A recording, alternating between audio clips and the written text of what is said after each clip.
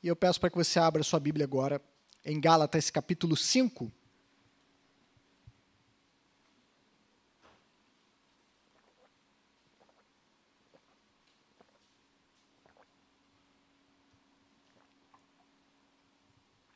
Gálatas 5. Pedir para que você que for encontrando, você se coloque de pé, para nós lermos a palavra do Senhor em reverência. Então, Gálatas 5. Vamos ler do verso 16 e vamos ler até o verso 26, embora a nossa reflexão propriamente dita vá até o verso 23, mas vamos ler até o final dessa passagem, desse trecho das Escrituras. Então, do 16 ao 26. Diz assim a palavra do Senhor, ouça com atenção e com fé nesse momento. Digo, porém, o seguinte: vivam no Espírito e vocês jamais satisfarão os desejos da carne. Porque a carne luta contra o Espírito e o Espírito luta contra a carne. Porque são opostos entre si, para que vocês não façam o que querem. Mas, se são guiados pelo Espírito, vocês não estão debaixo da lei. Ora, as obras da carne são conhecidas e são imoralidade sexual, impureza, libertinagem, idolatria, feitiçarias, inimizades, rixas, ciúmes, iras, discórdias, divisões, facções, invejas, bebedeiras, orgias e coisas semelhantes a estas. Declaro a vocês, como já os preveni, que os que praticam tais coisas não herdarão o reino de Deus. Mas o fruto do Espírito é amor, alegria, paz, longanimidade, benignidade, bondade, fidelidade, mansidão, domínio próprio. Contra estas coisas não há lei. E os que são de Cristo Jesus crucificaram a carne com as suas paixões e os seus desejos. Se vivemos no Espírito, andemos também no Espírito. Não nos deixemos possuir de vanglória, provocando uns aos outros e tendo inveja um dos outros. Curva a sua cabeça, vamos orar ao Senhor. Santo Deus, nosso Pai, nós pedimos a iluminação do Teu Espírito para que possamos compreender a Tua palavra. E pedimos que esse mesmo Espírito venha fazer morada em nós, nos enchendo, nos transformando à imagem do nosso Salvador e proporcionando que cada um de nós possa frutificar para a glória do nosso Deus e Pai, por meio de nosso Salvador Jesus Cristo. E no nome dele que nós oramos, amém. Pode se sentar. Nós estamos iniciando hoje uma nova série de sermões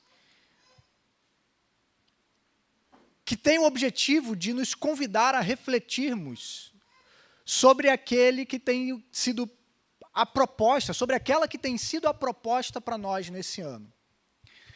Crescermos espiritualmente em Cristo Jesus.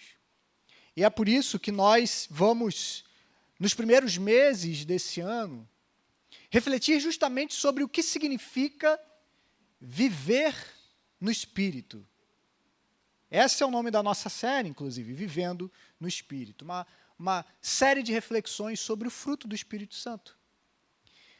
Então, nós queremos, justamente no ano de 2026, que você, meu irmão, possamos viver na presença do Senhor. Possamos frutificar por meio do Espírito e possamos glorificar o nosso Deus através de tudo isso. Mas precisamos nos fazer uma pergunta. O que significa viver no Espírito? O que isso implica para nós como cristãos, como pessoas que desejam seguir a Jesus? O que de fato, o que afinal de contas, Paulo quer dizer quando ele nos chama para vivermos no Espírito?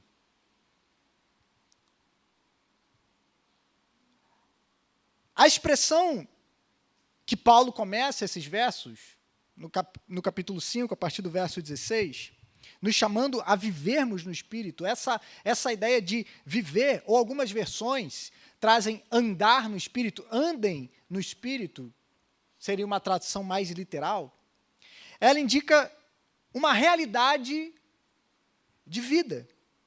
Traz a ideia de um caminho ao qual nós somos chamados a andar, a proceder de acordo com esse caminho. É quase uma metáfora, na qual a vida é descrita como um caminhar em uma determinada direção. Nós somos chamados a andar nesse caminho do Espírito. E é interessante que nessa passagem, Paulo ele usa 4 palavras que elas se complementam para nos dar o sentido do que significa viver no Espírito Santo. Você pode olhar que no verso 16, Paulo usa a expressão vivam no Espírito, que poderia, como eu disse, ser literalmente traduzida como andem no Espírito. A ideia dessa palavra no original é, como eu já falei, como andar por um caminho, como uma forma específica de se viver ou de se comportar. Aponta para um modo de vida, para uma maneira como nós vivemos. No verso 18, Paulo vai falar para sermos guiados pelo Espírito. Uma outra palavra, lá no grego, que significa sermos conduzidos ou sermos dirigidos pelo Espírito. Aqui é algo que nós fazemos voluntariamente. É uma espécie de submissão voluntária, aonde nós nos entregamos e deixamos que o Espírito guie, nos direcione, nos aponte o caminho, nos influencie espiritualmente. No verso 25, mais uma vez, Paulo usa a expressão viver no Espírito. Em português, é a mesma palavra. No original, são palavras distintas. A ideia de viver aqui não é mais esse sentido figurado como alguém que se comporta, uma maneira de se viver e de se comportar, mas viver aqui agora significa tornar-se vivo, receber vida. E é o que Paulo está dizendo no verso 25, é que agora nós recebemos essa vida de maneira sobrenatural, recebemos essa nova vida, fomos vivificados pelo Espírito. E no próprio verso 25 ele vai dizer, uma vez que nós recebemos essa vida, temos ela agora dentro de nós, nós devemos andar. Uma outra palavra, que não tem o mesmo significado daquele primeiro andar, mas que aponta para a um conformar-se a uma realidade. Viver de maneira cuidadosa, em observância a certos requisitos. Então, a ideia no verso 25 que Paulo está dizendo é, uma vez que nós recebemos essa vida, que nós fomos regenerados pelo Espírito Santo, agora nós devemos andar, ou seja, nos conformar a essa realidade. Nós já recebemos essa vida, então devemos viver de acordo com ela. Então, essas 4 palavras indicam para nós um pouco do que Paulo quer dizer com o que significa viver no Espírito. Nós somos chamados a andar nesse caminho, nós somos chamados a nos deixarmos ser conduzidos pelo Espírito, nós recebemos essa vida sobrenatural que vem por meio da obra de Cristo e da aplicação que o Espírito Santo faz ao nosso coração, dos benefícios da morte e da ressurreição de Jesus. E então somos chamados a nos conformar a essa realidade que agora nós temos em Cristo. Mas Paulo, nesses versos, ele fala para nós e nos apresenta 2 modos distintos de se viver. Ele não apenas nos chama a viver no Espírito, mas nos chama a não vivermos na carne, que é um outro modo de vida, é uma outra maneira de se viver, é uma outra forma de vivermos nessa vida.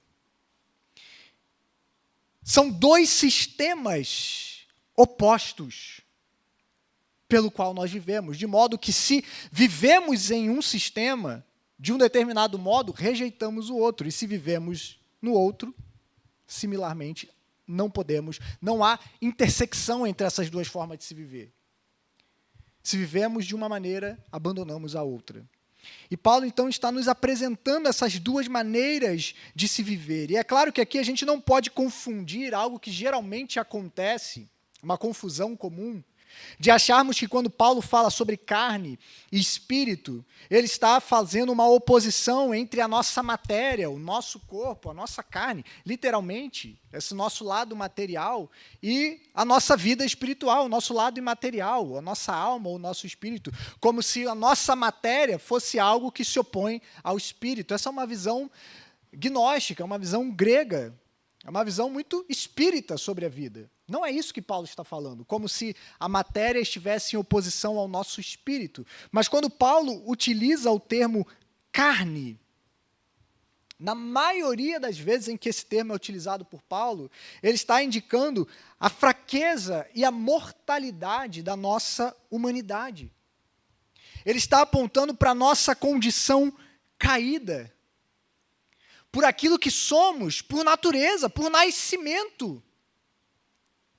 É o aspecto do nosso ser que deseja o pecado, que é atraído pelo pecado, que ama o pecado. Quando Paulo fala sobre carne, ele está falando sobre o nosso coração pecaminoso, sobre o nosso coração caído, sobre uma vida vivida de modo a rejeitar os caminhos do Senhor. Aquilo que cada um de nós somos por causa da queda. Isso é o que carne significa. É um modo de vida que rejeita o Senhor, que deixa Deus do lado de fora. Enquanto a ideia de viver pelo Espírito aqui se refere justamente a essa atuação do Espírito Santo sobre nós. Viver debaixo da esfera, da influência do Espírito Santo sobre as nossas vidas. É termos um coração renovado pelo Espírito. É um tipo de vida que, após crer em Jesus, é direcionado a viver de acordo com a realidade de uma nova vida que chega até nós por meio desse Espírito. Então, é justamente isso o que Paulo está colocando para nós. Existem dois modos de se viver. Apenas dois. E se você anda em um caminho, você se opõe ao outro. Se você anda pelo Espírito, se você vive no Espírito, você irá se opor, deixar de lado a carne. E se você anda na carne, você irá deixar de lado o Espírito. Não há junção entre essas duas. Ou você está de um lado, ou você está do outro. É isso que Paulo está dizendo para nós. E é o que ele vai descrever. Vivam no Espírito e vocês jamais satisfarão os desejos da carne. Porque a carne luta contra o Espírito e o Espírito luta contra a carne. Porque são opostos entre si. Há uma oposição. Viver de uma forma significa negar a outra. Porém, há algo nesse texto que é uma espécie de tensão que Paulo coloca para nós. Paulo apresenta de uma forma que essas duas naturezas estão em operação dentro de todo cristão. Qualquer pessoa que tenha sido alcançado pela graça de Deus, essas duas naturezas estão operando na sua e na minha vida, nesse exato momento. A qualquer momento das nossas vidas, nós podemos andar por um caminho e não satisfazer o outro. Essa realidade de uma tensão que existe dentro de cada um daqueles que foram alcançados pela mensagem do Evangelho. John Stott, comentando essa passagem, ele diz o seguinte: é verdade que, à medida em que aprendemos a andar no Espírito, a carne fica cada vez mais subjugada. E isso é uma realidade. Quanto mais andamos na presença do Senhor, mais a nossa carne vai sendo deixada de lado. E quanto mais andamos na carne, mais vamos abandonando o caminho do Espírito. Mas Stott continua: mas a carne e o Espírito permanecem, e o conflito entre eles é feroz e incessante. Até Cristo voltar, meus irmãos, nós teremos que lidar com esse conflito. Nós precisaremos lidar com esse conflito, que segundo Stott, ele vai dizer, é feroz e é incessante. E é para esse conflito que eu gostaria de chamar a sua atenção nesse momento. Porque quando Paulo usa a expressão vivam no Espírito e vocês jamais satisfarão os desejos da carne, Paulo usa uma expressão que originalmente poderíamos traduzi-la como um super desejo. A carne, ela deseja em excesso. Ela almeja em excesso. Inclusive, coisas que originalmente são boas. E esse é o problema da carne. Desse modo de vida que rejeita o Senhor. Porque ele distorce, inclusive, aquilo que é bom, aquilo que é amável, aquilo que é desejável, ao desejar de uma forma excessiva, quase idólatra, ou até mesmo idólatra, poderíamos dizer. E a carne, olha que interessante, Paulo vai dizer que se vivemos pelo Espírito, não satisfaremos os desejos da carne. No verso 17 ele vai dizer, porque a carne luta contra o Espírito. Você sabe o que é interessante? Quando Paulo usa a palavra luta, a carne luta contra o Espírito, ele está literalmente dizendo que a carne, ela deseja contra o Espírito. Ele usa a mesma palavra, que descreve os desejos da carne, e ele diz que a nossa carne deseja contra o Espírito. E o Espírito, por outro lado, deseja ou anseia contra a carne. Os desejos de ambos são opostos. E você pode se perguntar assim, Mateus, como assim o Espírito deseja algo, anseia por algo?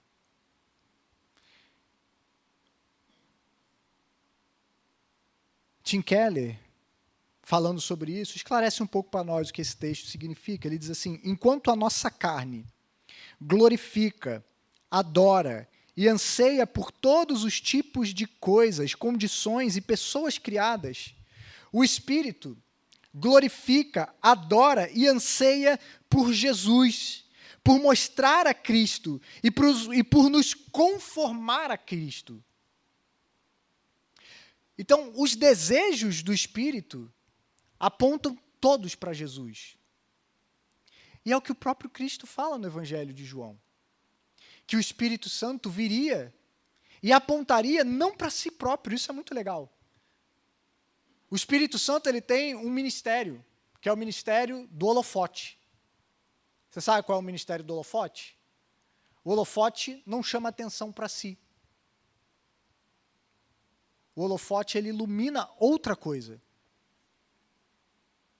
Quando você, às vezes, vai em algum lugar que está sendo iluminado por um holofote, você não olha para o holofote e diz assim, nossa, que holofote bonito, que interessante, que você olha para aquilo que ele está iluminando.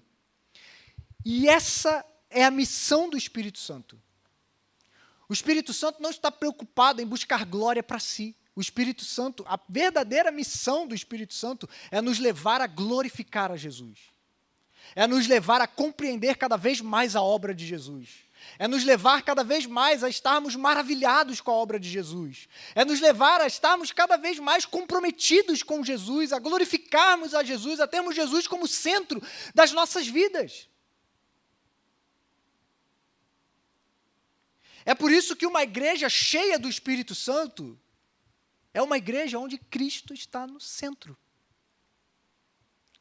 Uma vida cheia do Espírito Santo é uma vida onde Jesus está no centro. E é isso que o Espírito almeja, é isso que o Espírito deseja, apontar para Jesus, nos levar a ansiar por Jesus, glorificar a Jesus, adorar a Jesus, nos mostrar a Jesus e nos conformar à imagem de Jesus. Ao contrário da carne, que deseja glorificar, adorar e anseia por outras coisas criadas e não pelo próprio Criador. Então, há essa luta de desejos que conflitam dentro de nós. Tiago vai falar isso também na sua epístola, no capítulo 4, sobre os conflitos dentro de nós, que guerreiam, que lutam. E como eu falei, meus irmãos, eu quero chamar a sua atenção para esse conflito. Porque se nós desejamos crescer espiritualmente no ano de 2026, nós precisamos entender essa dinâmica dentro de nós.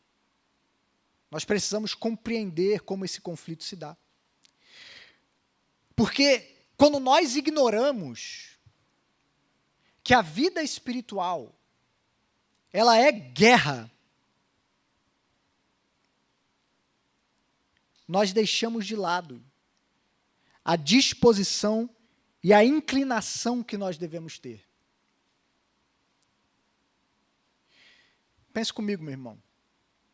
Se você vai como um civil ou como um turista para um campo de batalha, você não vai durar muito tempo. Imagina, você chegando agora no meio do conflito lá na Ucrânia, entre a Ucrânia e a Rússia, e você chega lá com a sua roupa de turista, com a sua mala de turista, o que vai acontecer com você? Provavelmente você não vai durar muito tempo lá. Infelizmente, meus irmãos, é assim que muitos de nós têm encarado a vida espiritual em nossos dias. Nós não reconhecemos a realidade de que nós estamos em guerra. De que há uma guerra dentro de nós. Te recomendo a você chegar em casa hoje, você botar lá no YouTube, pesquisar lá, Faça Guerra, John Piper. Você vai ver um trecho de um sermão dele, onde o Piper nos conclama a reconhecer essa realidade de que nós precisamos entender que nós estamos em guerra, não estamos em tempos de paz. Você precisa entender, meu irmão, que todas as vezes que você senta numa cadeira e você abre a Bíblia, você está em guerra. Que todas as vezes que você busca ajoelhar-se e buscar ao Senhor, você está em guerra. Há uma realidade que guerreia para que você não faça essas coisas.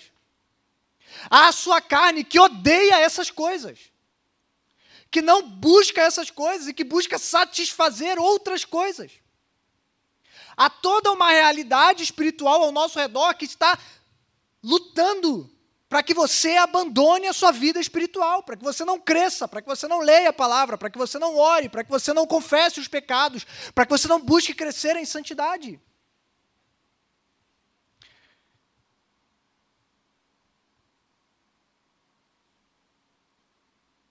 Quando nós não entendemos que estamos no meio de uma guerra violenta entre os desejos que militam dentro de nós, nós passamos a viver a vida espiritual não como um campo de batalha, mas como um passeio ao shopping. Como muitos de nós têm feito. Entendemos a fé como sendo aquele lugar que você vai para se distrair, para passar o tempo, para ver as modas, para comprar coisas, para pedir por amenidades. E não compreendemos que estamos em guerra e não indo ao shopping. E talvez essa seja uma das mentiras mais bem-sucedidas de Satanás em nossa cultura. Nos fazer acreditar que está tudo bem. Que está tudo bem. Você não tem uma necessidade desesperada de buscar ao Senhor e de depender do Senhor. Está tudo bem. Você não precisa orar tanto.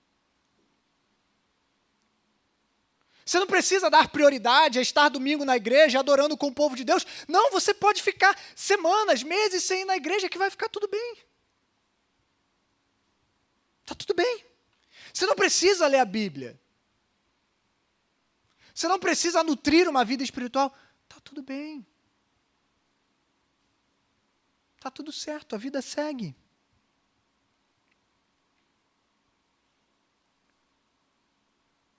Nos sentimos confortáveis, buscamos por coisas fúteis, oramos por coisas fúteis.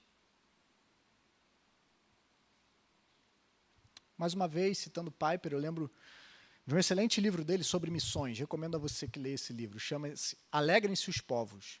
Nesse livro, Piper ele tem uma analogia muito legal, falando sobre oração. Ele diz assim, que a oração ela é como um comunicador de guerra, que aqueles que estão no fronte usam para se comunicar com o quartel-general e falar, Senhor, estamos aqui, precisamos de recursos, precisamos que o Senhor envie mais homens, estamos aqui no campo de batalha, estamos passando por dificuldades, mas estamos conseguindo avançar, mas precisamos de apoio. E aí o Piper diz assim, esquecemos dessa realidade da guerra e passamos a usar esse comunicador para falar com o quartel-general como se fosse um telefone caseiro que a gente usa para pedir pizza.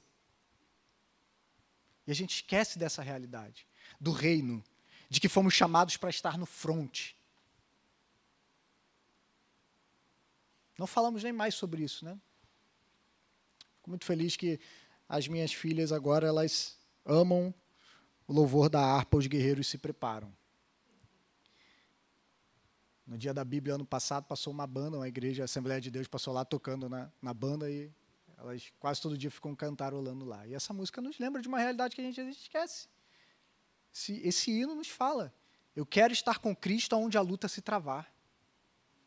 No lance imprevisto, na frente me encontrar. Hoje a gente não pensa mais assim.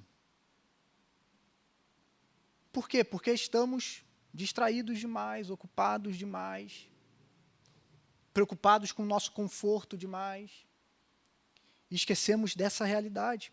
Domesticamos a fé e passamos a acreditar naquilo que os teólogos denominaram como o deísmo terapêutico moralista. Sabe o que é o deísmo terapêutico moralista? É a ideia de que Deus, ele é um criador distante, por isso deísmo. Ele é um Deus que criou tudo, mas ele não se relaciona com aquilo que ele criou, é um Deus distante. E ele é terapêutico porque os únicos propósitos que esse Deus tem é que você seja uma boa pessoa e que você seja feliz. Que você esteja bem consigo mesmo. É um Deus que não interfere muito. Um Deus que está mais preocupado com o nosso bem-estar e que nós sejamos pessoas legais para podermos ir para o céu. Mas ele não é um Deus tão rígido. Não é um Deus que pune pecados. Não é um Deus santo. É um Deus gente boa. Quase como um Papai Noel cósmico. Se você for uma boa criança, no final do ano você recebe um presente. E essa é a ideia que nós temos de Deus. Essa é a ideia que nós temos da vida espiritual. E muitos de nós, meus irmãos, têm perdido a batalha justamente porque não reconhecem que estão em uma. E que não reconhecem que precisam lutar. Por isso, meu querido, eu quero chamar a sua atenção para a necessidade de que você mude a sua visão e a sua postura hoje mesmo, se você deseja sobreviver. Alguém que está num campo de batalha, alguém que está vigilante o tempo todo, porque sabe que qualquer descuido pode significar um avanço do inimigo. Nós precisamos estar cientes dessa luta dentro de nós. Entre a nossa natureza renovada pelo Espírito, que deseja viver do jeito do Espírito, e a nossa velha natureza, que continua a gerar dentro de nós desejos alternativos e concorrentes, os quais nós podemos experimentar e muitas das vezes cedemos. Mas, como Paulo disse, se nós vivemos pelo Espírito e se nós somos guiados pelo Espírito, então nós temos condições de triunfar. Porque se vivemos pelo Espírito, jamais satisfaremos os desejos da carne. E como fazemos isso? O primeiro passo é reconhecer que há uma guerra, meu irmão. Que há uma luta feroz pela sua alma. E que nós precisamos se desejamos crescer espiritualmente em 2026, precisamos reconhecer essa realidade. Que quando você for ler a sua Bíblia, não é sem razão que você vai lembrar que você esqueceu de fazer alguma coisa, que você tinha que lavar o banheiro, e que você vai achar que é mais importante você fazer outra coisa naquele momento que você veio na sua cabeça naquela hora. E você vai falar, dá para esperar, a Bíblia dá para esperar. Há uma luta espiritual, querendo chamar a sua atenção, tirar o seu foco para que você abandone aquilo que é essencial. E a única forma de nós vencermos essa batalha é na força do Espírito. É dependendo do Espírito, é confiando no Espírito, é nos entregando ao Espírito. E Paulo ele continua descrevendo para nós o que essas duas naturezas produzem. A partir do verso 19, Paulo vai falar sobre aquilo que ele chama de obras da carne. E o termo obra indica justamente o que elas são.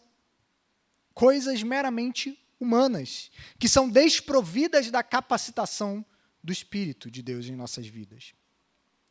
Essas obras, elas não descrevem apenas ações, mas também atitudes e motivações que nós temos em nosso coração. Uma forma comum de categorizar essa lista de Paulo é dividindo ela em 4 tópicos. É claro que essa não é uma lista exaustiva, o próprio Paulo no final dela vai dizer, e coisas semelhantes a essas, mas elas descrevem aquilo que a carne produz em nós. Paulo vai falar sobre pecados na área da sexualidade, na área da religião, na área dos relacionamentos e na área de abusos de substâncias. A primeira área da sexualidade, Paulo vai falar sobre a imoralidade sexual, ou porneia. E o que é imoralidade sexual? A gente pode defini-la como sendo qualquer tipo de relação sexual entre pessoas que não são casadas uma com a outra. Isso é o que a imoralidade sexual significa. Qualquer tipo de relacionamento sexual entre pessoas que não são casadas entre si. Paulo também fala sobre impureza, que aponta para práticas e relacionamentos sexuais que não são naturais. E o último termo dentro dessa categoria é a indecência ou libertinagem, que aponta para um tipo de sexualidade descontrolada, que vai se entregando à depravação cada vez maior. Há um tipo de vida entregue pela busca e a satisfação do prazer sexual, chegando a cometer coisas que você fica sem acreditar. A viver de uma forma tão baixa, vil e suja. Isso é o que a indecência aponta. Há aqueles que são pecados da religião. Paulo cita 2, relacionados entre si, idolatria e feitiçaria. Com essas palavras, Paulo está apontando para práticas religiosas, ocultas e pagãs, literalmente, as outras religiões que rejeitam ao Senhor. A terceira categoria de pecados nessa área, e a maior delas, que deve nos chamar a atenção, é aquela para a área dos relacionamentos. Paulo vai falar sobre inimizades, que é uma atitude antagônica para com o nosso próximo, hostilidade para com o nosso próximo. Rixas, que apontam para aquela pessoa que gosta de ser polêmico ou gosta de provocar brigas. Ciúmes, que é o zelo de um ego faminto. Iras, que são explosões de raiva em nossos relacionamentos. As discórdias, que também podem ser traduzidas como ambição egoísta, aquela atitude de uma competitividade, uma busca exagerada pelos meus próprios negócios, pelos meus próprios interesses, só ser capaz de olhar para mim, as minhas ambições só apontam para mim, eu estou buscando apenas aquilo que diz respeito ao meu conforto, ao meu bem-estar, à minha vida. As divisões que aponta para essa divisão que existe entre as pessoas, que muitas das vezes é conduzida pela ira, pela raiva. as facções, que são grupos partidários e rivais, e a inveja, que é a cobiça, o desejo de ter o que o outro tem, e que precisa ser qualificado, porque a inveja não é apenas desejar o que o outro tem, porque você pode me apresentar seu novo celular e as funções dele, eu falo, caramba, que legal, quero ter um igual. E isso não caracteriza a inveja. A inveja, ela é caracterizada por você querer ter o que o outro tem porque ele tem. Eu quero ter isso porque ele tem, e porque ele tem, eu tenho que ter também. Ou até mesmo por achar que você é mais merecedor de ter aquilo do que a outra pessoa. Não é justo que ele tenha e eu não tenho, eu mereço mais do que ele, ou do que ela. Isso, de fato, é inveja. É você querer ter o que o outro tem simplesmente porque ele tem. Você conhece pessoas assim? Eu quero ter porque aquela pessoa não pode ter isso sozinho. Se ele tem, eu tenho que ter também. Se ela tem, eu tenho que ter também. Não tem nenhuma razão. Ela só vai buscar aquilo. Isso é a inveja. E a última categoria é o que Paulo diz como abuso de substâncias, que são as bebedeiras, que é a embriaguez pelo consumo excessivo de álcool, e as orgias. Aqui, não necessariamente com uma conotação sexual, mas a ideia de um tipo de festa de compulsão, que era muito comum naquela época, onde as pessoas iam justamente para ter uma ocasião para comer e beber em excesso. Muitas das vezes, esse tipo de festividade estava relacionado também com um tipo de imoralidade e depravação que vinha por conta desse excesso. E por isso é mais comum nós lidarmos com o termo orgia não como uma festa, mas você sabe, né? Não preciso explicar para você o que seria no nosso contexto, o que orgia significaria. Mas é essa ideia de abusos e vícios de substâncias e comportamentos que tentam criar artificialmente o prazer. É isso que a carne produz. E coisas semelhantes a essa. E Paulo termina com uma advertência dizendo que aqueles que praticam essas coisas, e isso é importante, Paulo não está falando de tropeços ou quedas ocasionais, que via de regra são acompanhadas por arrependimento, por luta, pelo desejo de abandonar esse tipo de vida. Paulo está falando de uma prática habitual. Alguém que está entregue continuamente à carne, a essas coisas, sem lutar contra elas. Que aponta justamente que essa pessoa nunca foi redimida por Cristo. E que o Espírito Santo nunca renovou o coração dessa pessoa. E por isso, ela é incapaz de herdar o reino de Deus, porque ela nunca foi transformada por Cristo.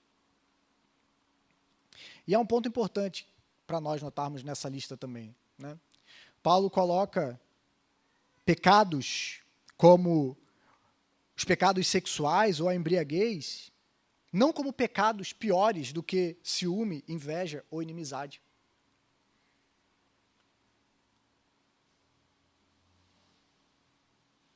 Muitas das vezes olhamos para esses segundos pecados que eu acabei de citar, ciúme, invejas, inimizades, como coisas mais aceitáveis, como pecados mais leves e mais brandos.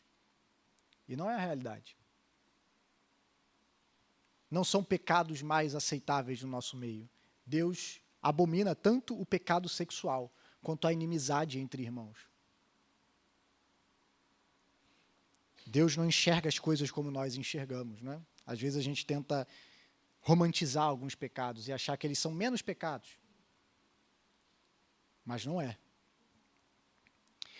E Paulo, então, demonstra qual é o resultado do Espírito em nossas vidas. Em contraste com a carne, o Espírito ele produz um fruto e não obras. Não é resultado daquilo que nós fazemos, mas o resultado da transformação que o Espírito faz em nós. O fruto, ele é produzido pela natureza da árvore. É o processo e o resultado natural da realidade dessa nova natureza que nós possuímos agora por meio do Espírito. alguém que vive e é guiado pelo Espírito, alguém que teve a sua natureza renovada por Cristo, naturalmente produzirá frutos. Porque agora há uma nova vida dentro dela. E é essa vida que produzirá esses frutos. É intrínseco a essa nova natureza. Tim Keller, mais uma vez, citando ele, faz uma divisão. Aliás, indica 4 razões pela qual Paulo usa essa figura do fruto. A primeira delas é porque o crescimento do fruto na vida do cristão, ele é gradual. Ele vai crescendo, muitas das vezes sem ser notado. Não é de uma hora para outra. Ele vai sendo produzido. Você já reparou, você que tem alguma árvore frutífera na sua casa, que a gente, quando você dá conta, você olha e tem fruta lá. Você não ficou acompanhando todo o crescimento dela. Olha lá, está aparecendo aí. Você olha, às vezes você vê um brotinho ali, daqui a pouco você vê, o fruto está lá. Quando você menos percebeu, o fruto está lá, porque ele foi sendo gerado gradualmente. Quando você viu, apareceu. A mesma coisa é na vida dos cristãos. Muitas das vezes, esse fruto ele vai crescendo sem ser notado. Até que a gente enfrente alguma dificuldade ou um problema, e você percebe que, rapaz, eu acho que há 1 ano atrás eu não teria sido tão paciente como eu fui hoje. Talvez há 1 ano atrás eu teria explodido de raiva. Mas não tem sido essa não foi a minha reação. Talvez há 1 ano atrás eu teria me desesperado. Mas hoje eu consigo manter algo. Por quê? Porque esse fruto foi sendo gerado gradualmente. A outra realidade é que o crescimento desse fruto na vida do cristão é inevitável. Se alguém nasceu de novo e tem o Espírito dentro de si, o fruto brotará. E isso nos leva, meus irmãos, a questionar, a nós que já somos cristãos há algum tempo, nós temos percebido frutos em nossas vidas? Nós temos percebido esse crescimento ainda que gradual? Nós podemos olhar para a nossa vida e identificar o fruto do Espírito sendo gerado? Porque se o Espírito de Deus está em você, se você está conectado a Cristo, se a vida de Cristo está em você, meu irmão, é impossível que você não vá frutificar. Então, nós que somos cristãos há muito tempo, precisamos parar e olhar para a nossa vida. Conseguimos identificar frutos? Conseguimos identificar coisas na nossa vida que possam estar impedindo esse fruto de crescer?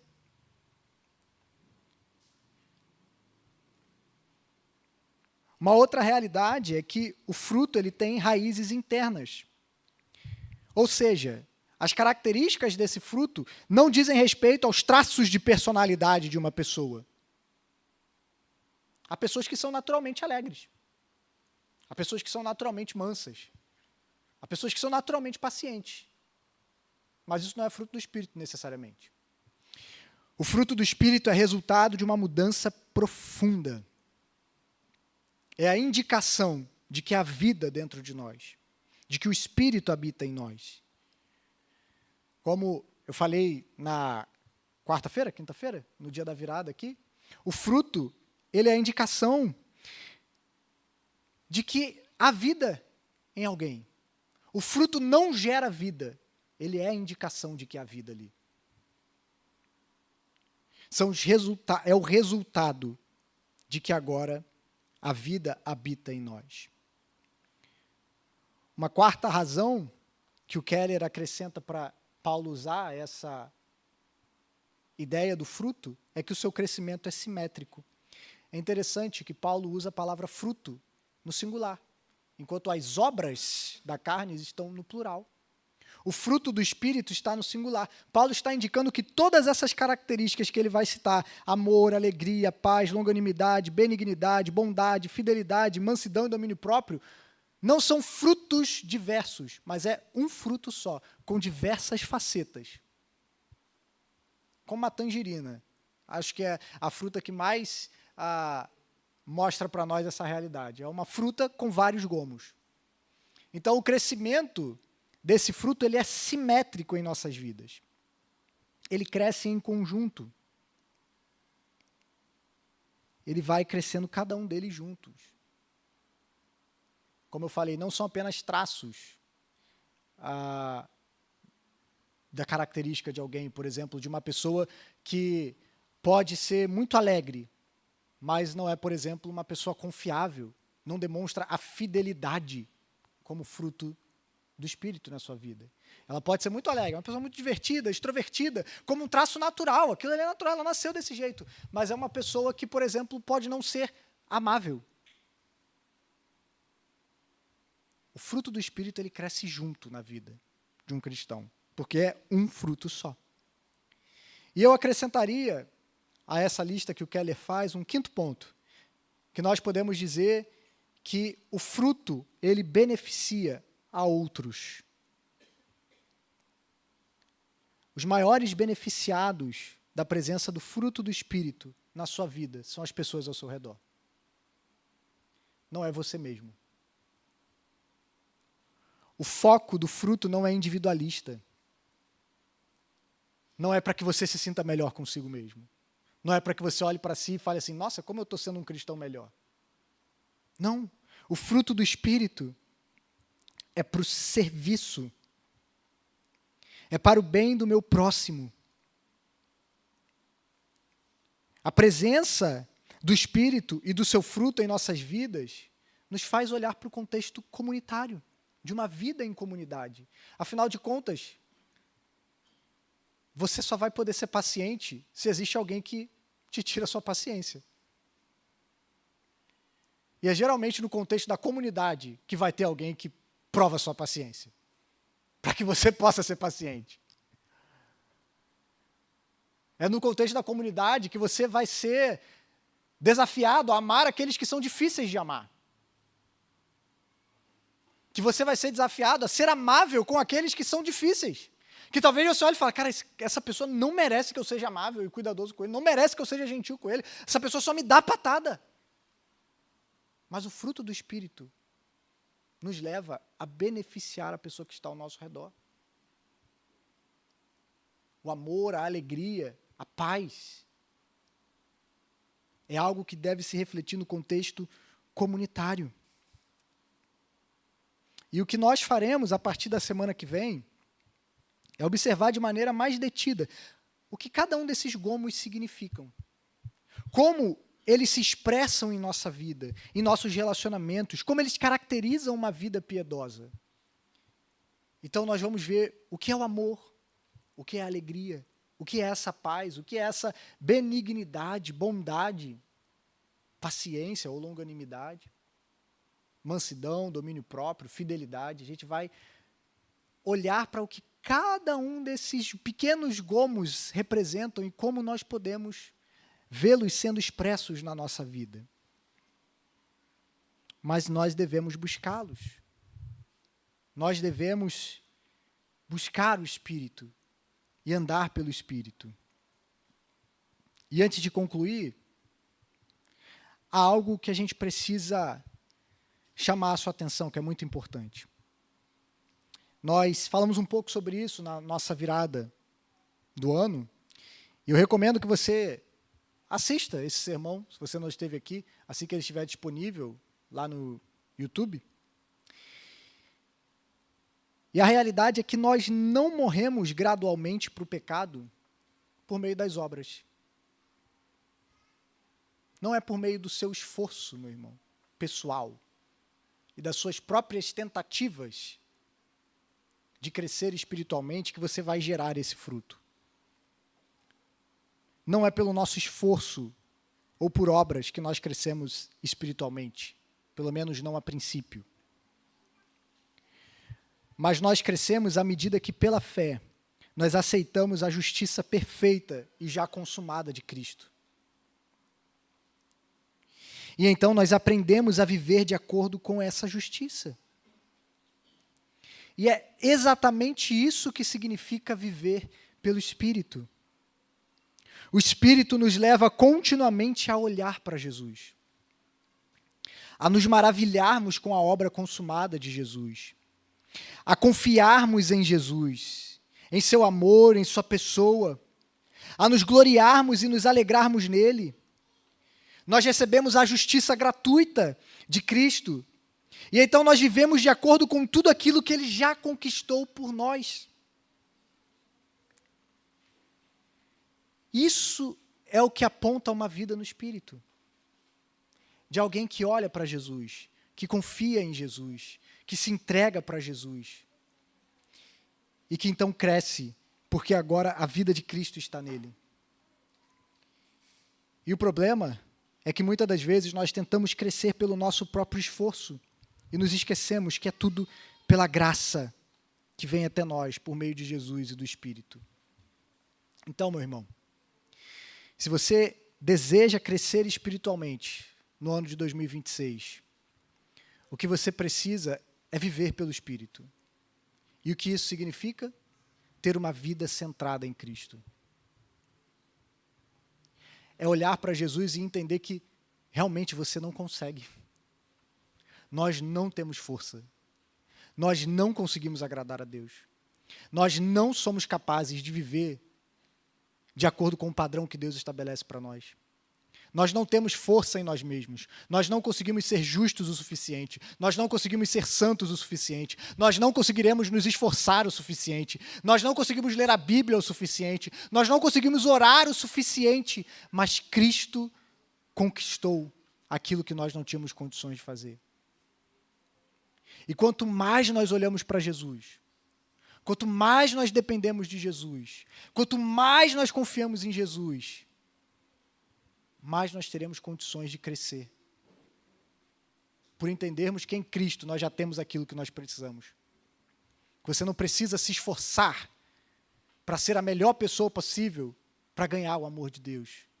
Jesus já conquistou isso por nós. E é daí que vem a vida e a força para que a gente consiga obedecer a Deus e amá-lo cada vez mais. Não para ganhar o seu favor, mas por entendermos que em Cristo nós já temos esse favor. Que quando nós falhamos, Deus não vai te amar menos. Que naquele dia que você falhou em cumprir o seu plano anual de leitura, Deus não olhou para você e, mais uma vez, hein, miserável. Mais um ano que você disse que ia ler a Bíblia toda e não leu, né? Não, porque senão a gente acha que é pela obra, é por aquilo que a gente pode produzir. E não é. Não que essas coisas não sejam importantes, mas elas são o resultado da ação do Espírito Santo em nossas vidas, da confiança que nós temos em Cristo, da graça do nosso Senhor em nossas vidas. Porque nós vamos falhar, meu irmão. Eu tenho uma certeza para a sua vida. Você vai passar vários dias nesse ano sem orar. Vai ter vários dias que você não vai conseguir ler a Bíblia. Você vai falhar. Você vai falhar.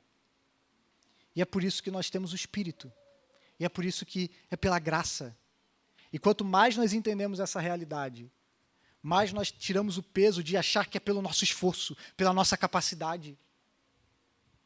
Quanto mais olhamos para Jesus, quanto mais confiamos em Jesus, mais essas coisas se tornarão prazerosas para nós. Não serão mais um peso, mas serão uma alegria para as nossas vidas. E é por isso que precisamos aprender a andar pelo Espírito. Precisamos aprender a viver no Espírito. Precisamos aprender a ser guiados pelo Espírito.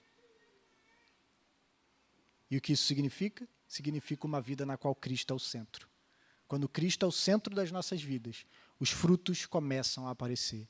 Quanto mais nós temos prazer em Cristo, mais Deus será glorificado através de nós. Mais frutos surgirão quando nós entendemos que é pela graça. Então eu quero te convidar a se colocar de pé agora, meu irmão.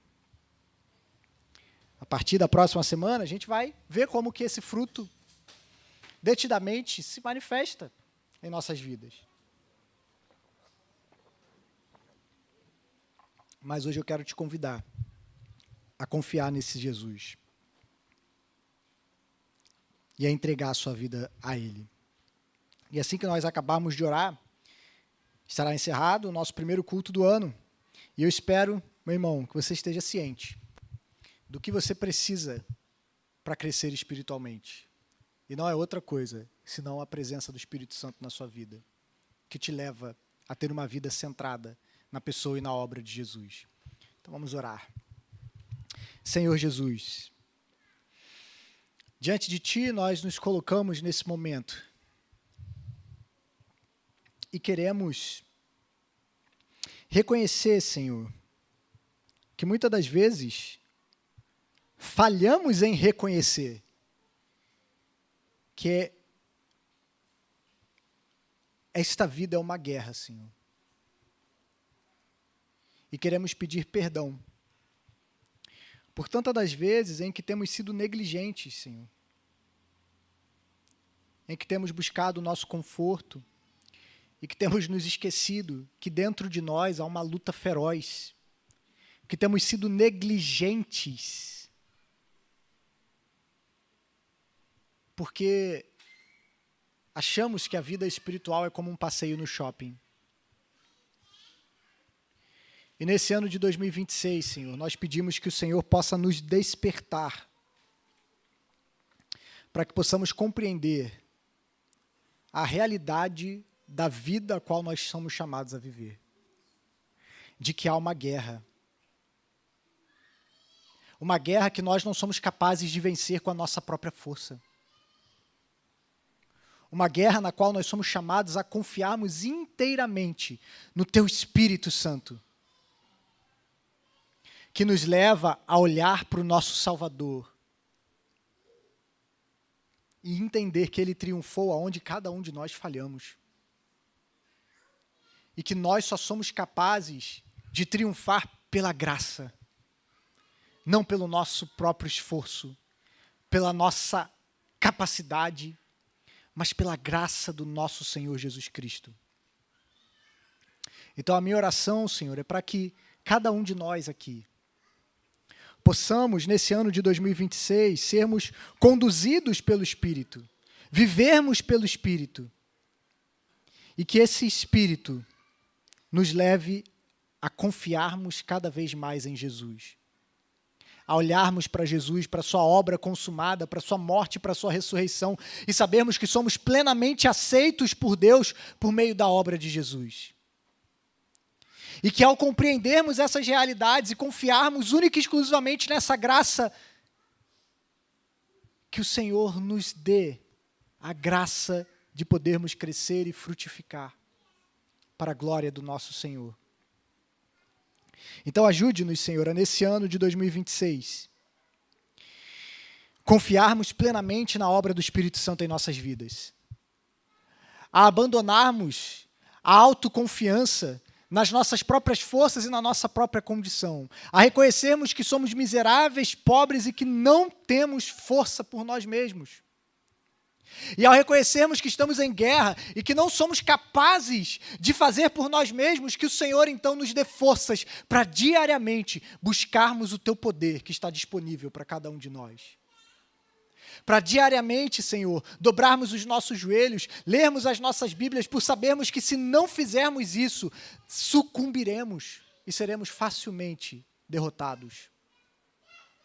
Portanto, Senhor, desperta-nos nesse ano para que estejamos vigilantes, alertas e atentos, sabendo que o inimigo está ao derredor pronto para nos devorar, que não podemos dar brechas e que por isso precisamos depender totalmente do Senhor. E que nessa dependência o Senhor nos ajude a crescer, a frutificar e a florescer, Senhor, cada vez mais para a glória do nosso Deus. Essa é a nossa oração, Pai. Isso é o que nós te rogamos para o ano de 2026. Comece em nossas vidas, Senhor. Comece em nossas vidas. Alcance a nossa igreja e nos leve, Senhor, a um crescimento espiritual verdadeiro, que só pode ser causado pelo Teu Espírito.